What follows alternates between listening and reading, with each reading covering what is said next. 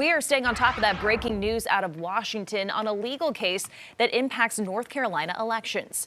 U.S. Supreme Court justices rejecting state lawmakers' claims that they should control redistricting, not courts. So let's go ahead and bring in our chief legal analyst, Khalif Rhodes, in the studio to kind of break down what this really means. So as a refresher for everyone, how did this redistricting case even make it up to the nation's highest court? Well, obviously, it's unprecedented for this type of case to get here.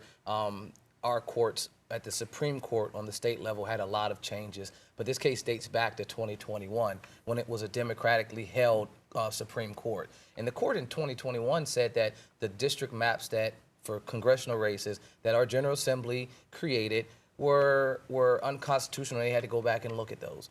And then they revisited it again and said, actually, yeah, you guys need to go look at these again.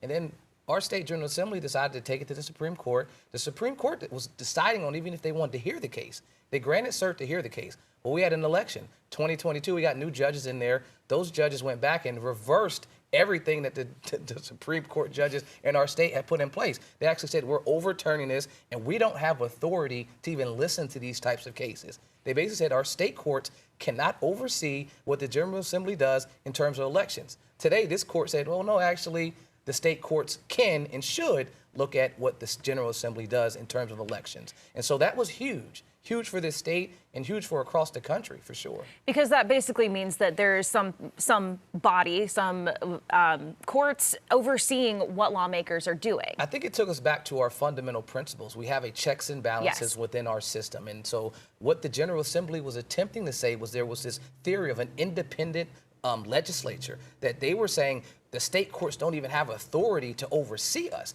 And if you're looking back, election deniers and former President Trump used this same strategy. He filed cases in 60+ states.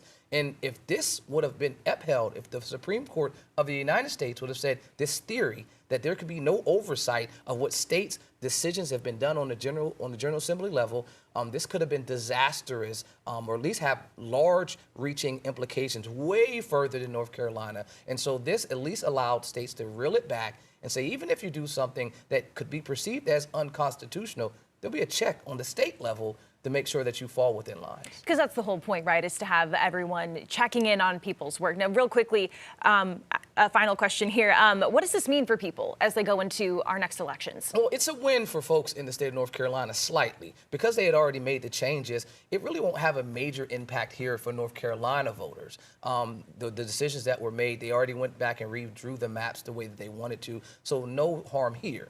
But across the country, major impact. Significant impact on the next election. This speaks loud to 2024.